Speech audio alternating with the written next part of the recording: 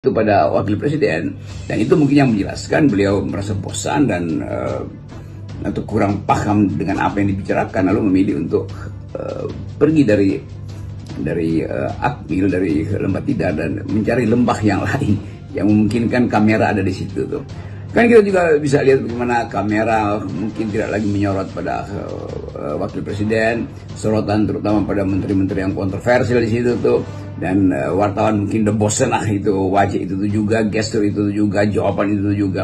Jadi terlihat bahwa mulai ada kebosanan, semacam rasa nausea, rasa mual secara psikologis kalau kamera itu dihadapkan kepada wakil presiden.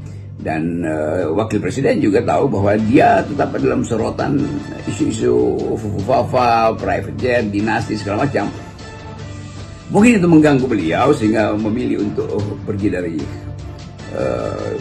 Magelang lalu mencari sesuatu yang lebih sensasional dengan rakyat, yaitu bagi-bagi hadiah lagi itu, atau bagi-bagi susu atau apa, buku tulis segala macam itu.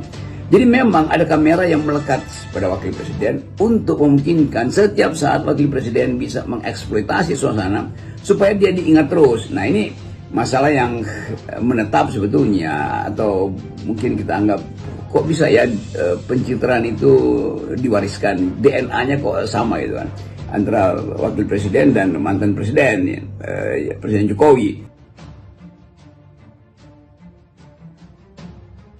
Bung Rocky, pembekalan anggota kabinet yang berlangsung di Akademi Militer Magelang kemarin sudah berakhir, tapi sampai sekarang ini masih jadi perbincangan di kalangan publik.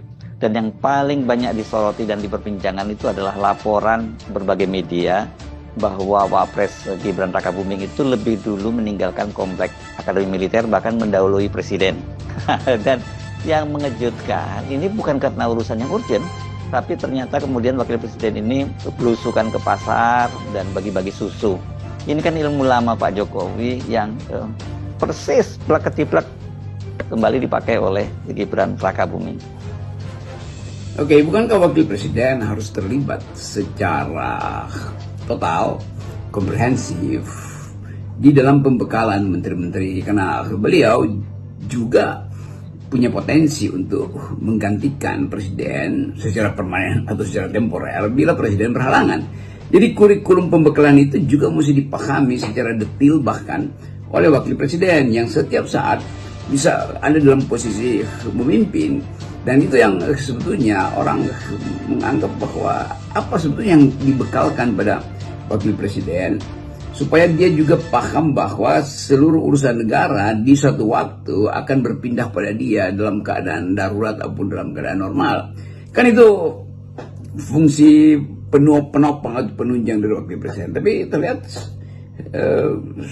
ya jelas bahwa tidak terbaca fungsi itu pada wakil presiden, dan itu mungkin yang menjelaskan beliau merasa bosan dan atau kurang paham dengan apa yang dibicarakan, lalu memilih untuk pergi dari Akmil, dari lembah Tidar, dan mencari lembah yang lain yang memungkinkan kamera ada di situ tuh. Kan kita juga bisa lihat bagaimana kamera mungkin tidak lagi menyorot pada wakil presiden, sorotan terutama pada menteri-menteri yang kontroversial di situ tuh, dan wartawan mungkin udah bosen lah itu wajah itu tuh juga, gestur itu tuh juga, jawaban itu tuh juga. Jadi terlihat bahwa mulai ada kebosanan, semacam rasa nausea, rasa mual secara psikologis kalau kamera itu dihadapkan kepada wakil presiden. Dan wakil presiden juga tahu bahwa dia tetap dalam sorotan isu-isu fufufafa, private jet, dinasti segala macam. Mungkin itu mengganggu beliau sehingga memilih untuk pergi dari Magelang lalu mencari sesuatu yang lebih sensasional dengan rakyat, yaitu bagi-bagi hadiah lagi itu, atau bagi-bagi susu atau apa, buku tulis segala macam itu. Jadi memang ada kamera yang melekat pada wakil presiden untuk memungkinkan setiap saat wakil presiden bisa mengeksploitasi suasana supaya dia diingat terus. Nah, ini masalah yang menetap sebetulnya, atau mungkin kita anggap kok bisa ya pencitraan itu diwariskan, DNA-nya kok sama gitu kan, antara wakil presiden dan mantan presiden, Presiden Jokowi. Nah, kemampuan kita untuk mendeteksi keadaan di dalam kabinet juga dimungkinkan untuk mengatakan pasti akan ada keretakan, karena orang akan bertanya-tanya kenapa wakil presiden tidak ada. Bukankah wakil presiden justru punya fungsi pengawasan secara melekat sehingga pengambil alihan tugas atau mendampingi kegiatan pemerintahan ketika presiden berada di luar negeri misalnya atau tidak bisa bertugas, seluruh tugas presidensial itu harus diambil alih oleh wakil presiden. Tapi sekali lagi ini urusan kamera mana yang lebih menarik, kamera di depan kelas untuk membahas secara konseptual potensi negeri ini bertumbuh 8%, atau kamera di luar kelas yang langsung memperoleh efek popularitas atau favorability pada wakil presiden. Kelihatannya kamera di luar kelas yang lebih menggiurkan bagi beliau. Oke, itu urusan tim sukses wakil presiden. Maksudnya tim kamera yang siaga 24 jam. Kita sejak beberapa hari ini kan mencermati ada yang konsisten dari sikap maupun ucapan Pak Prabowo yang kita sebut sebagai paradigma. Bagaimana mensejahterakan rakyat Indonesia sebagaimana diamanahkan oleh Undang-Undang Dasar dan oleh konstitusi kita ya. Dan ini Pak Prabowo jelas menyatakan bahwa para menteri diminta untuk menggunakan APBN itu untuk kesejahteraan rakyat. Saya kira itu bagi wakil presiden terlalu sophisticated dan hasilnya tidak instan seperti belusukan dan bagi-bagi susu.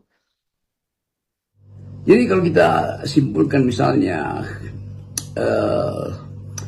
apa basis dari politik presiden, yaitu menerangkan problem Indonesia menuju 2029, yaitu berupaya untuk mengurai potensi-potensi yang masih terlilit oleh korupsi, terlilit oleh disparitas ekonomi, terlilit oleh hilangnya harapan. Kan kelihatannya Presiden Prabowo berupaya untuk menguraikan lilitan-lilitan itu.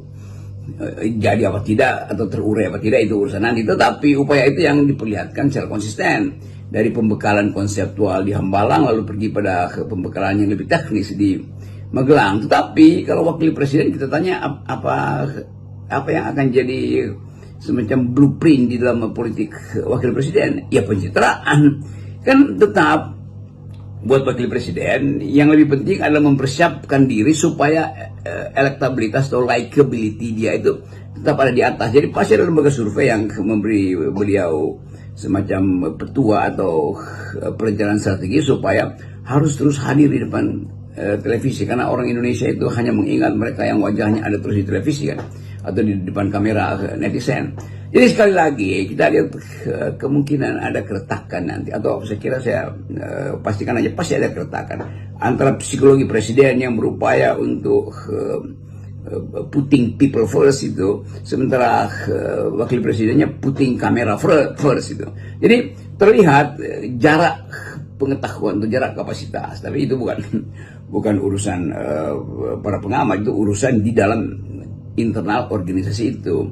Apalagi para menteri mungkin juga mulai kasakusuk mempersoalkan ini kok wakil presiden tidak punya semacam gagasan yang otentik ya. Kok wakil presiden tidak bisa mengucapkan sesuatu yang betul-betul konseptual? Kok wakil presiden tidak mampu untuk melihat mana yang paradigmatik, mana yang sekedar sensasional tuh. Jadi itu yang saya maksud beberapa hari lalu saya katakan bahwa pasti ada gap di dalam organisasi kabinet. Pasti ada jarak intelektual antara wakil presiden dan para menteri itu. Pasti ada semacam suasana yang tidak compatible, walaupun dipaksa secara fisik, secara mental untuk bergaul satu sama lain di akademi militer, tetapi kemampuan untuk menyamakan persepsi itu kan basisnya adalah kapasitas intelektual, bukan lagi kapasitas penguasaan kamera-kamera digital tuh.